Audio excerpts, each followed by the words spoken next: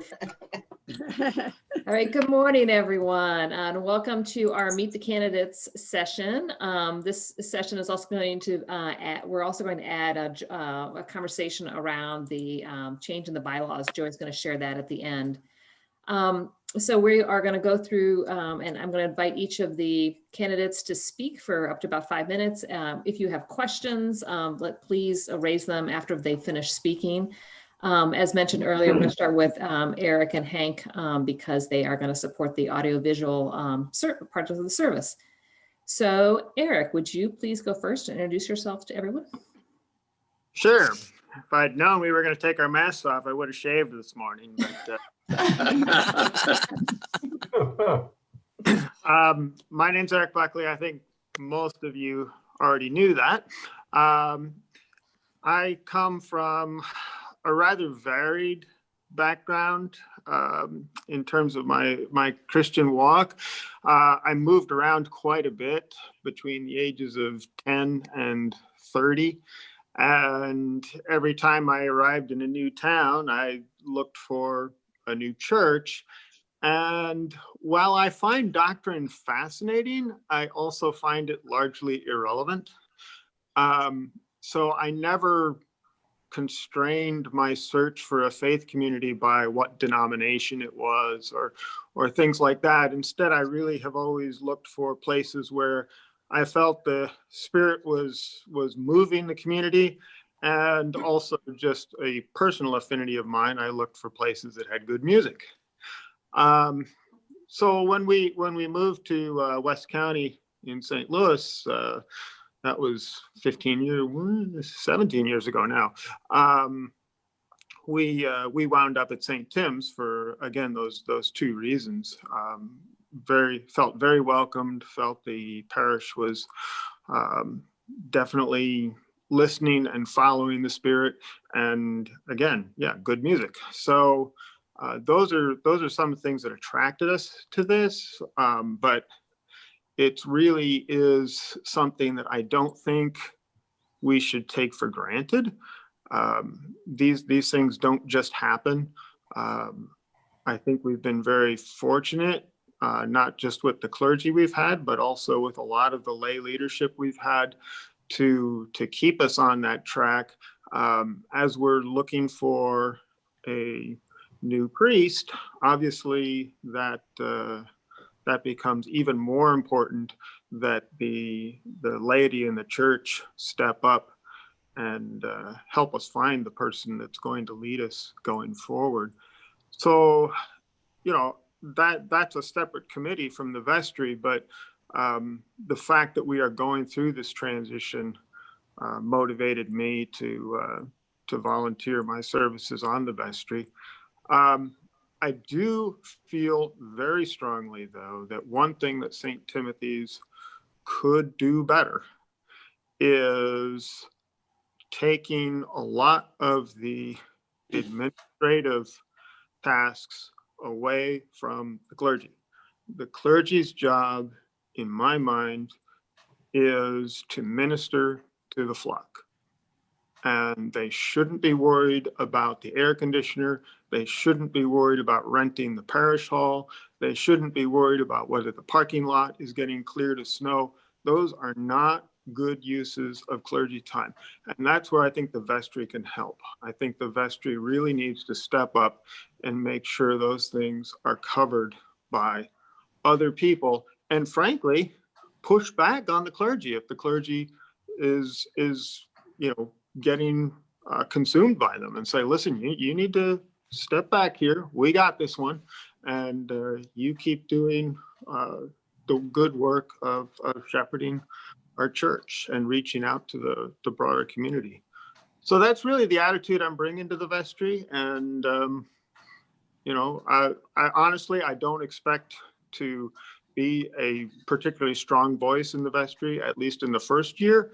I do believe that it makes sense to sit and listen for a while before you start coming in too forcefully with your own views. But ultimately, I do very strongly believe these things, and I do expect to have influence. So. think I'll leave just a couple of minutes if anybody has any questions. Any questions for Eric?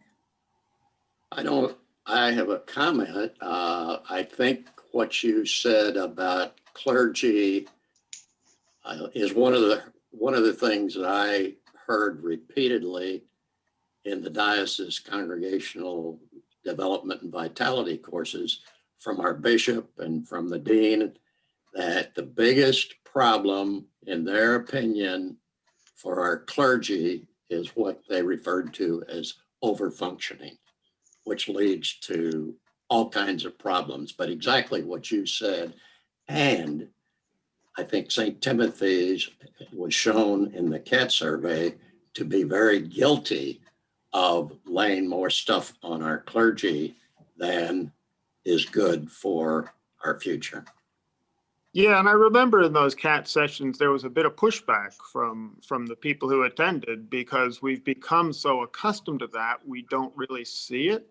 But I certainly agreed, as someone who had been at St. Tim's for a little less time, that and having been at other churches where the clergy does take a much less functional role in terms of the administration of the church, and could definitely see that was the case in St. Tim's. So, they mentioned this in the CAT as well. Nobody's suggesting that St. Tim's is in trouble.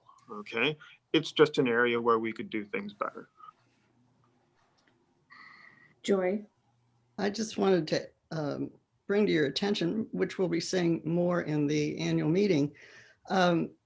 This year, the vestry had acknowledged that and made a really big effort to step up with our property committee, led by Steve Kroc, the junior warden, and Rick Sharp, who's been busy with property things, so that our clergy wouldn't have to worry so much about the air conditioner and the mold and all the things that we've been through.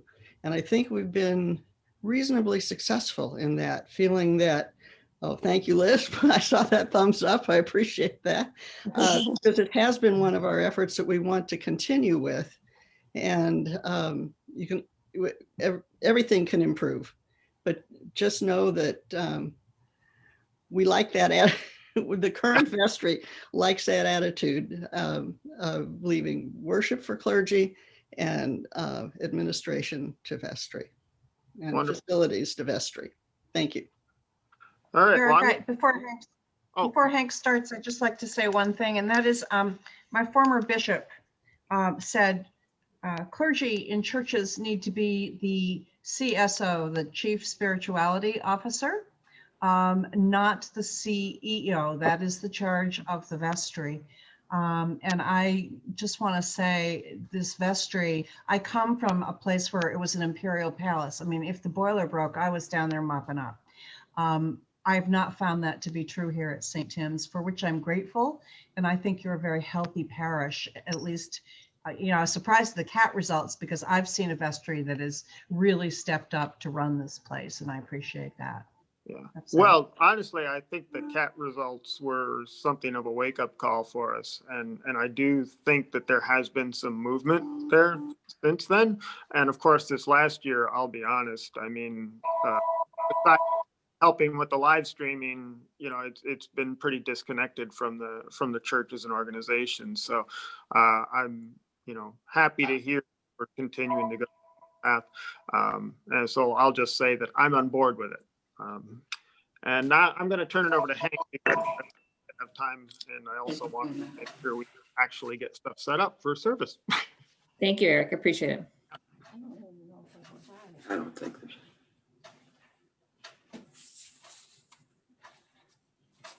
Morning, Abe. Good morning. All right, Hank. Miles, Steve.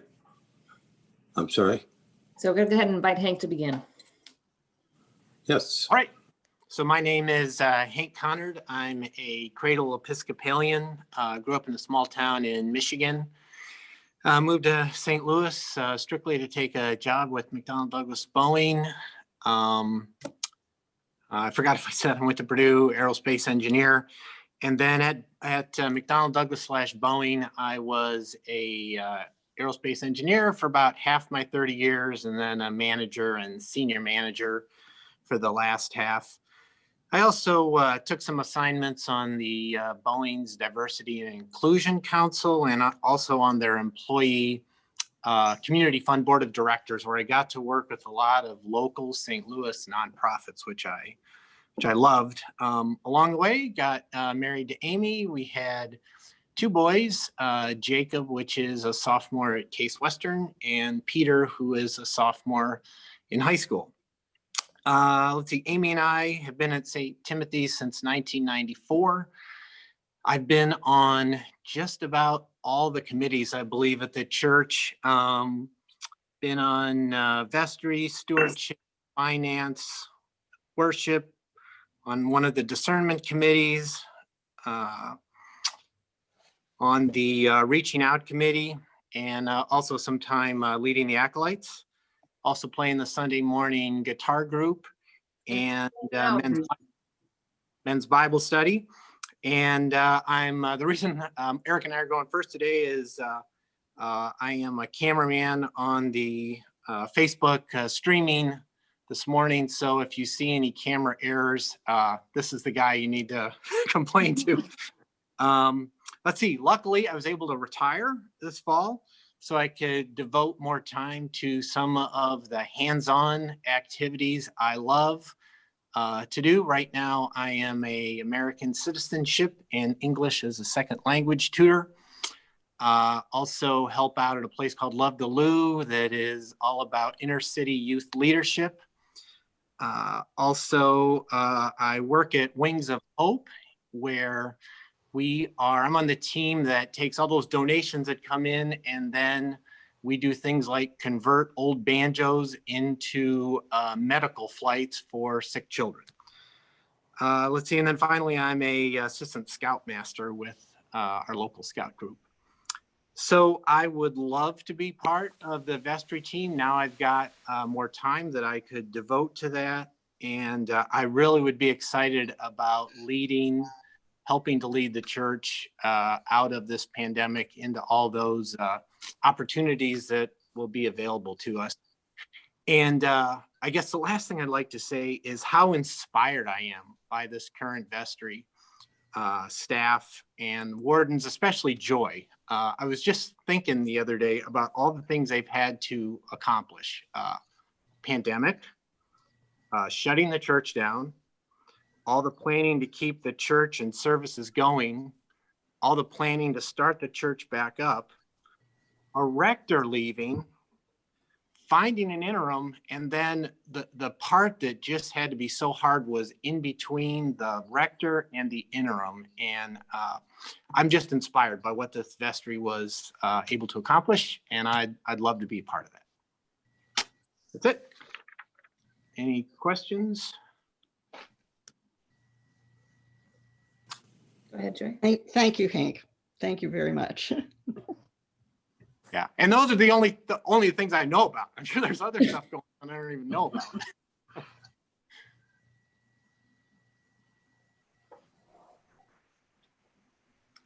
So any questions for Hank? I don't see anybody. All right, then Hank, thank you very much. Yep, I will depart to Facebook. Great. Sam, would you mind going next, introducing yourself? And you're on mute. Hi, everybody. I'm Sam Snyder. I've met most of you and seen pretty much everybody one time or another. My wife, Ashley, and I moved to Creve Coeur 3 years ago now in 2018, and we're looking at different churches, and we thought that St. Tim seemed like a great place to come, very friendly people and everything, so we're happy we joined. A little about me before that, I was raised Episcopalian in Ferguson, so my family and I went to St. Stephen's. And then later in graduate school, I was living near St. Michael's, and so I started going there. And Ashley and I went there for a time. We got married there. Ashley was teaching Sunday school, among other things. Our daughter, Madeline, was baptized there. And then, like I said, we came here 3 years ago now. In terms of other things about me, I was a history major and a history grad student, so that's one passion of mine, though it's on an amateur basis at this point. I worked for Enterprise, handle insurance for the company, and something that I think I would like to bring to the table on the vestry is sort of a new perspective on things. By all means, I think it's extremely important that we have people on the vestry who have been here for years and decades and have great experience there. But I think also sometimes someone who brings a new set of eyes to it, since we've only been here for 3 years at this point, also can be useful and maybe see what's working great and way that certain things could be tweaked. And I hope to be able to help with that. Like has been said before, I think I'll spend a lot of time listening at first and getting my feet wet and figuring out how things work the way they do and learning from the people who've been doing the vestry for longer. But I hope to be able to be a significant help as time goes along. Thus far at church, you've probably seen us at the earlier service, although we have sometimes gone to the later one as well on Sundays. And you'll hear from my wife later in her capacity and what she's been up to. But I think it's a great place, and it's really a warm, welcoming community that can welcome other families, including young families, in the way that we were welcomed. And I look forward to helping with that if I can. So if there are any questions, I'd be happy to answer them.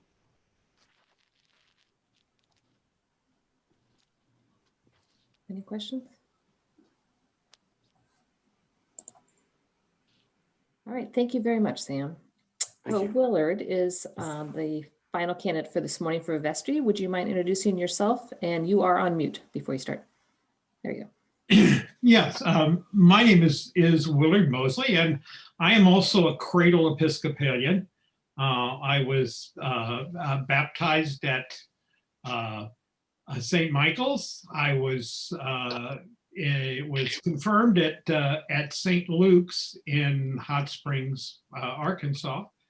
And I'm professionally started out life as a civil engineer with a Bachelor of Arts degree in physics, and wound up after about 20 years as an engineer, moving into computer science, and finished up as a system analyst programmer for a number of years. I've been on the vestry before, and this time I feel like it's a really good time to listen to the parish, and it's hard. We're not together.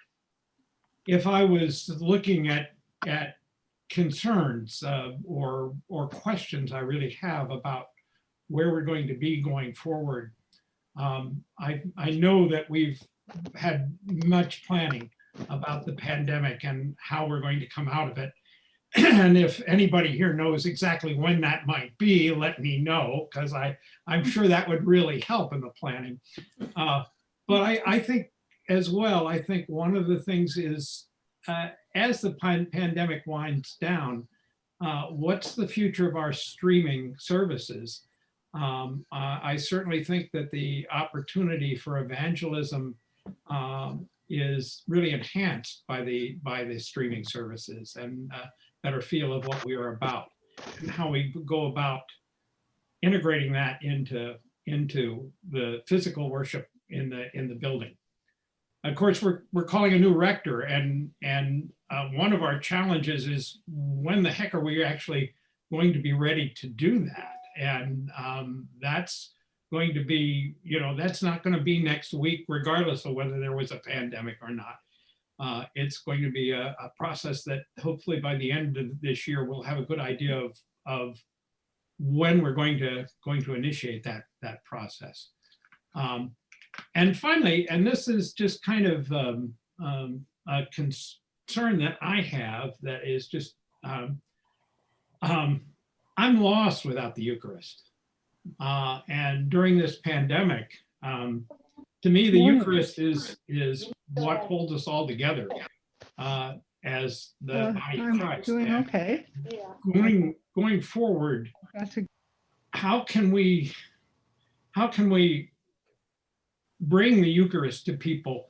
We may have people that never feel safe coming back to church or back into the crowd for the pandemic and other things. And how are we going to reach out to those people? And how really in the time between now and when we open the church up, what are we going to do about getting Eucharist to people and having it? I think there's a great deal of creative challenges out there, and I would love to do it. The nicest thing about Laverne and I reading is, every 6 weeks or so we get the Eucharist. I know there are people out there that haven't had the Eucharist since March, and it's just, to me, that's a really important part about who we are about. But that's enough for me on my soapbox about something. But I that's a concern that I have moving forward, and I would really like any input from anybody. I'm really kind of here to listen. And for those of you that know me, that's not something I usually do really well. Thank you so much. If there are any questions, I'll be happy. Any questions for Willard?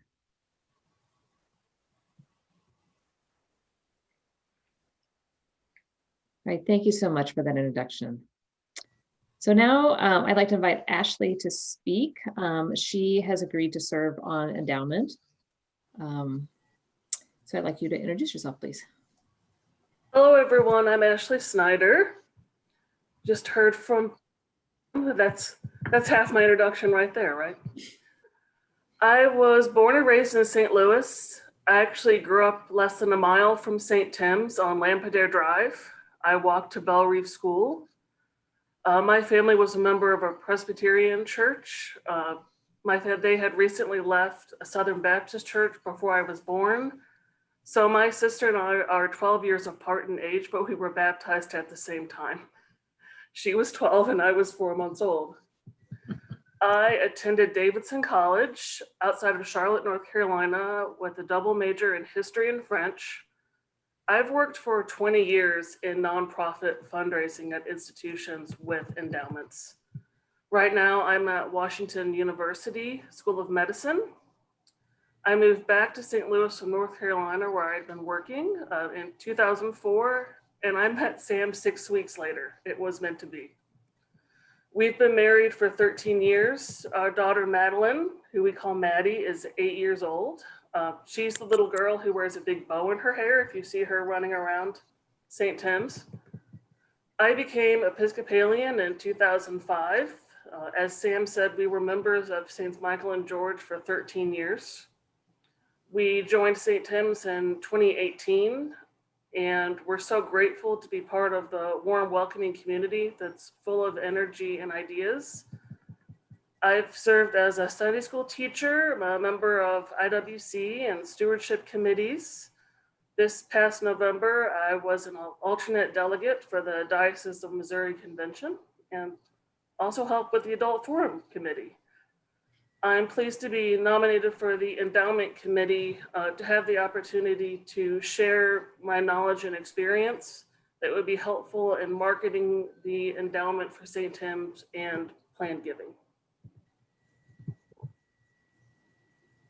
Thank you so much. Any questions for Ashley? Thank you. Brooke, would you please introduce yourself? Thank you for also agreeing to be a convention delegate. Thank you. I'm Brooke Forsythe. I am a lifelong Episcopalian. I've been at St. Tim's since I think about 2016. Music is a very important part of my life, and I knew Mark and was drawn here from Good Shepherd because I wanted to sing with Mark again. I have been very active in the Diocese of Missouri since about 2011. I attended my first convention in 2011, and that's when Prime The presiding bishop, Catherine Jeffers Shorty, was here at the cathedral, which was a very interesting experience. I have served on diocesan council for 2 terms, and I have just retired from standing committee. I was secretary of the standing committee for the past 2 years. I want to be involved in what's going on right now with the diocese. I think there are some very, very exciting things happening that have yet to be announced, but will be probably shortly. I have been at every convention since 2011, except the one in Hannibal. Unfortunately, the past number of years, I have had seat and voice, but no vote. So I'd like to go back and have a vote. I think that it's very important that convention delegates from the parishes must realize that we are voting the will of the parish, not our own ideas. It's different when if you go to general convention. At general convention, you vote your own voice, not your parish's voice. So it's important that the convention delegates have an ear to the parish and know what's going on in the parish. And I hope that when some of the things start to develop, such as the strategic planning committee that was just announced this past week in ISEEK, and if you haven't read that, I would encourage you to go read it. The consultant that's been engaged has an absolutely outstanding record. Look at what she has done or helped the Diocese of Ohio do with Bellwether Farms. That's exciting. There's just so many things that are happening right now in the diocese that I want to get back involved in it. And I'm very happy to be considered to be an alternate and serve with Rita and I believe Tony Corey is the other delegate. So I look forward to continuing to serve parish. I am also at this point chairman of the endowment fund. And Ashley, we look forward to having you join us. Thank you very much. Any questions for Brooke? All right, Laverne, would you mind introducing yourself? I believe you would be an alternate. And if that's not correct, please correct me. I get to take center stage. Stage. Thank you. Yeah, my name is Laverne Riebold Mosley. Willard's my husband. I was born Roman Catholic, and I was Catholic for many, many years. And after divorce, I was looking for a church family, and I found St. Timothy's. It was one of those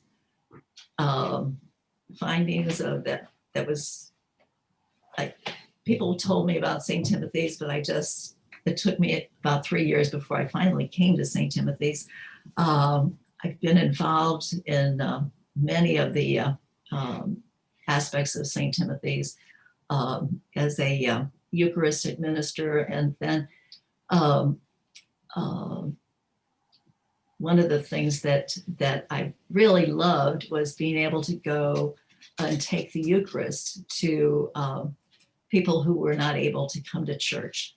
And I know Willard expressed that desire for the Eucharist and the missing of that. And so maybe that's some way that we can continue bringing the Eucharist to people. But as an alternate, the conventions, the diocese is so important to stay connected with all the parishes, and that to me is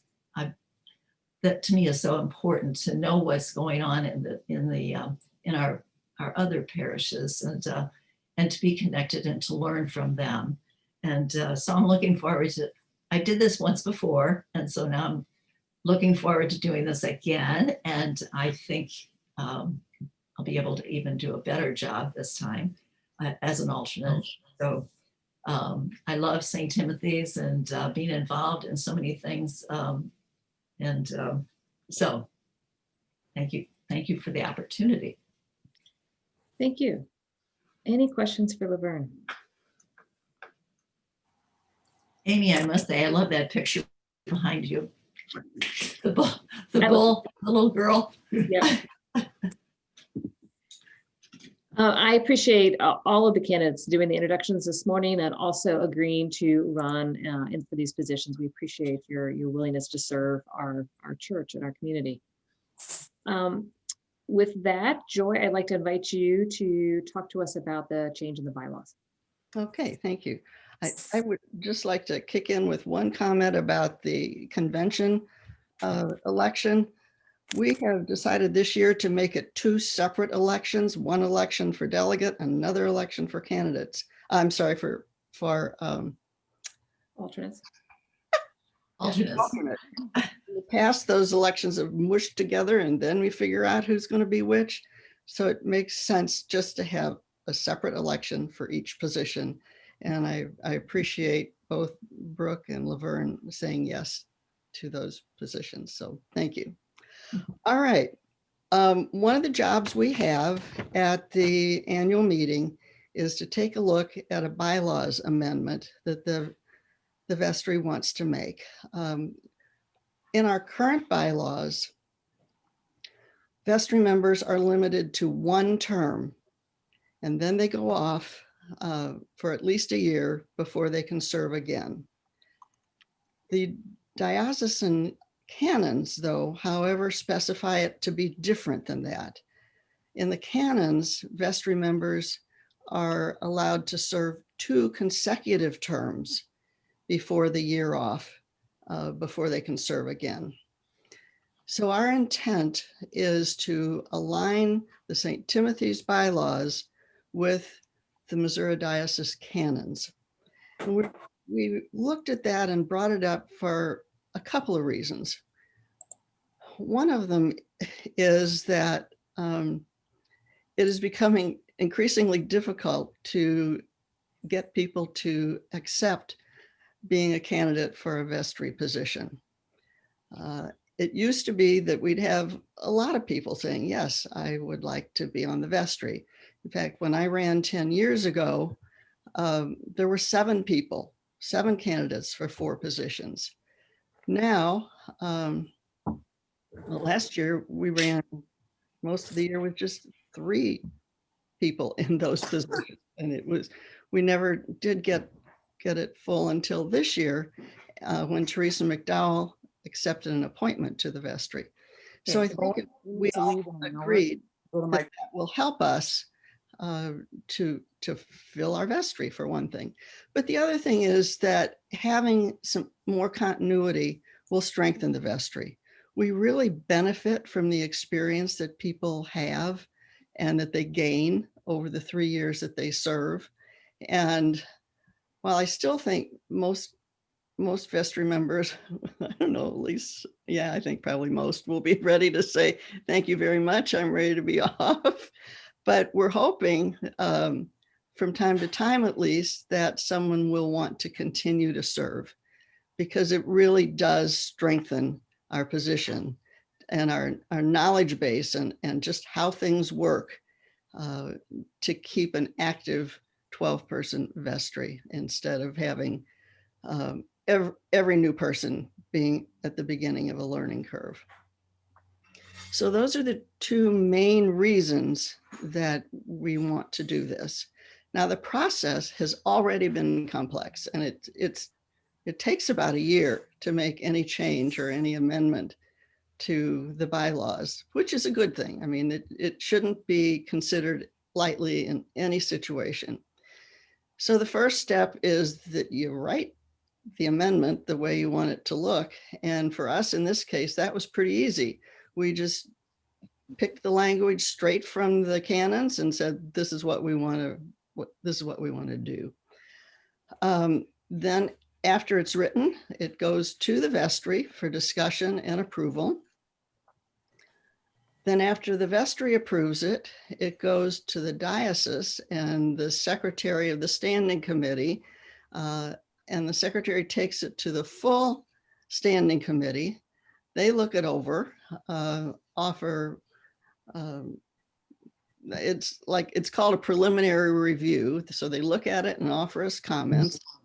Check, we've done that too. But they didn't offer us any comments. They just approved it.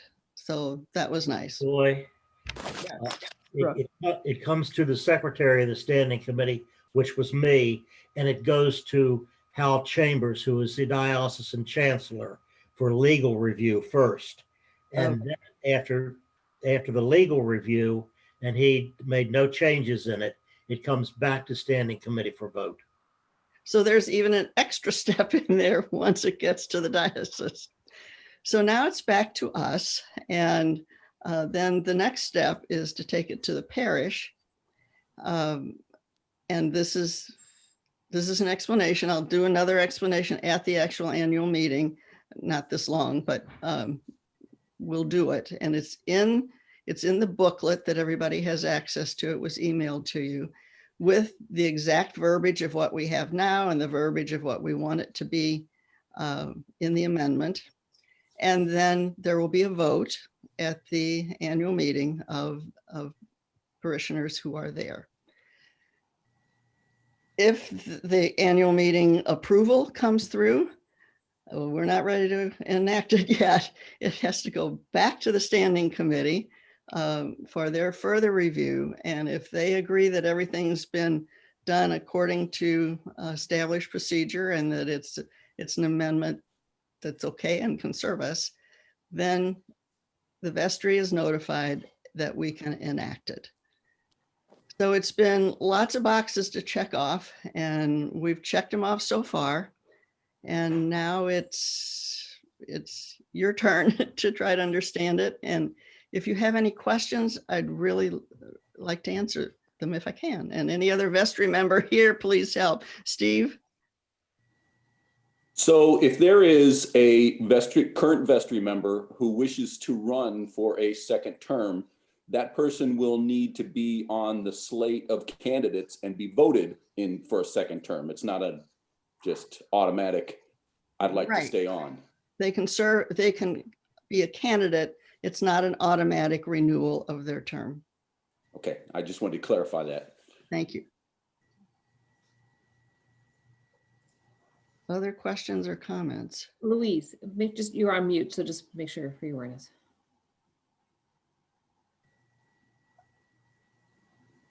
Here, I'll see if I can ask you to unmute. Thank you.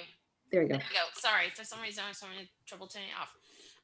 Joy, do we have to have a certain number or a certain percentage of people, parishioners, kind of vote in favor of the change for it to pass?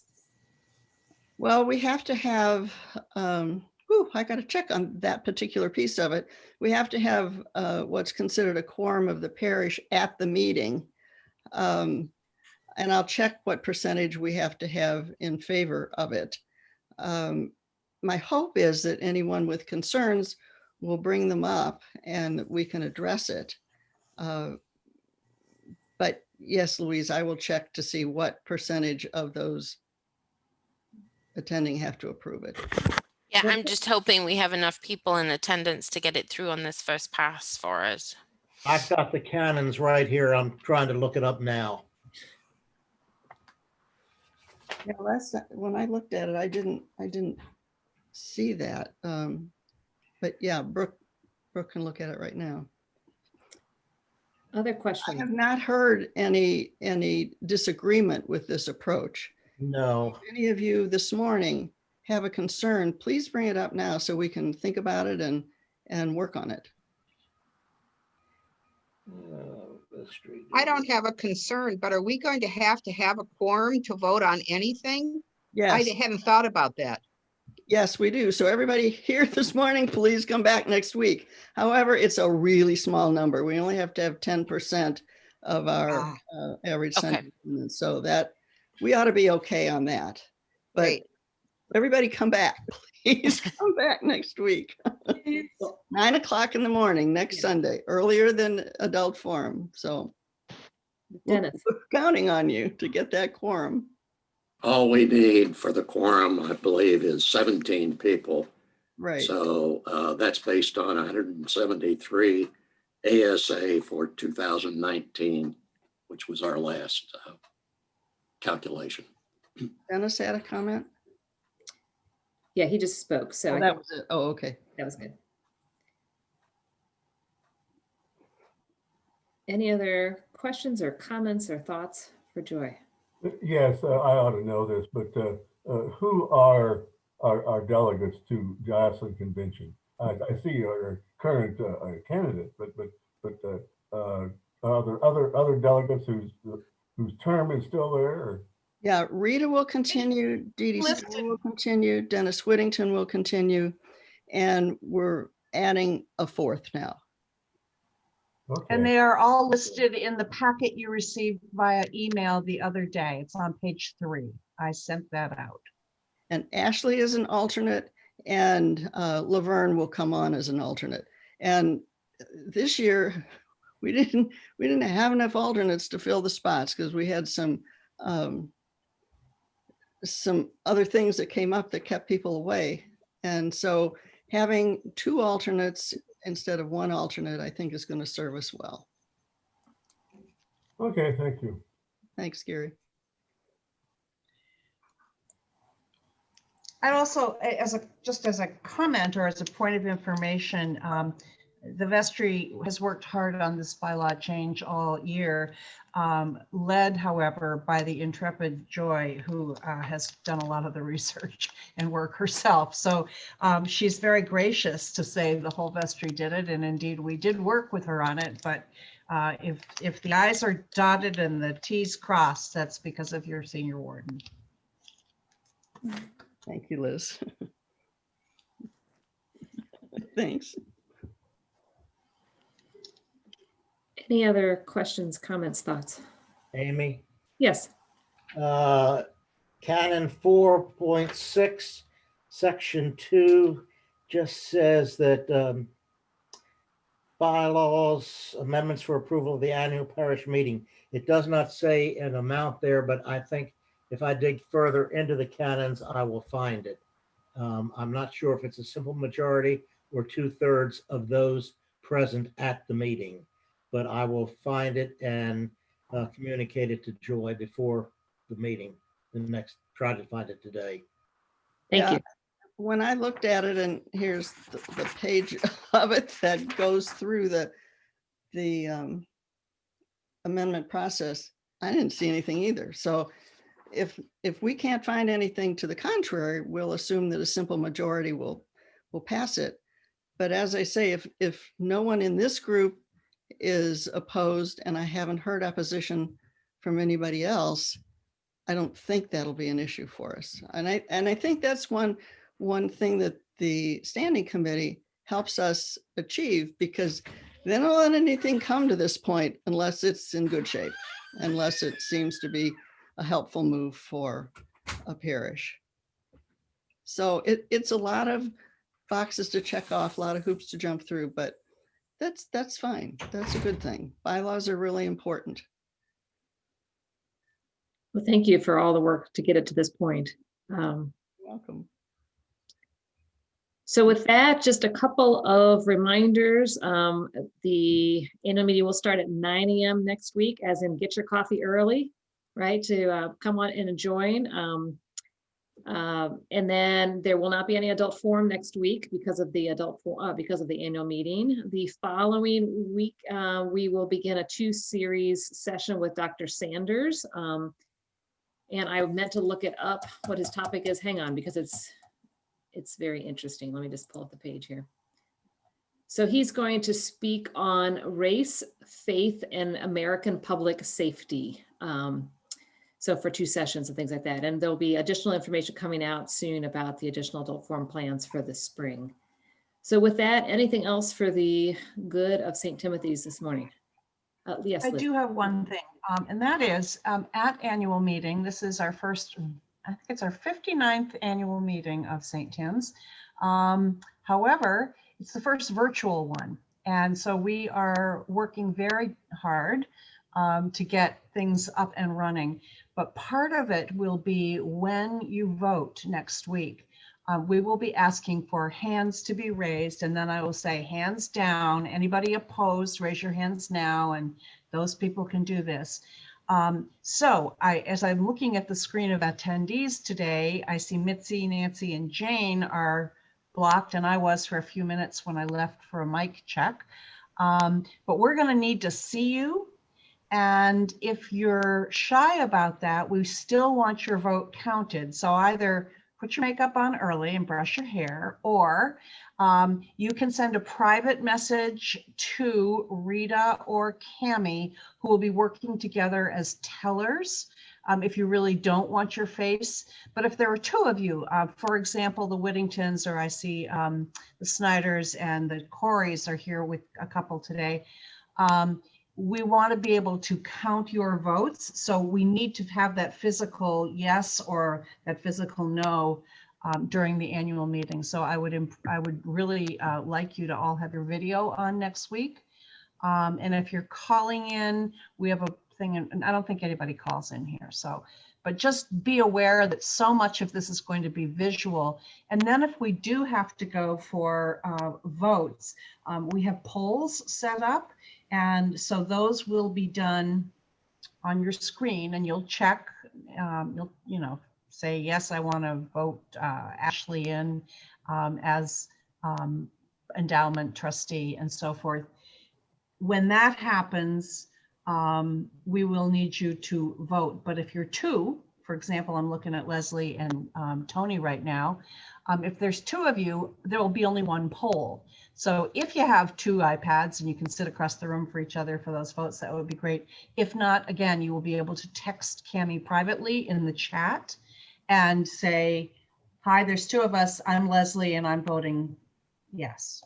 So just know it's going to be a little different. We're going to work it out. It's going to be great. I've been through a bishop election, 2 diocesan conventions this way this fall, and it's all going to work.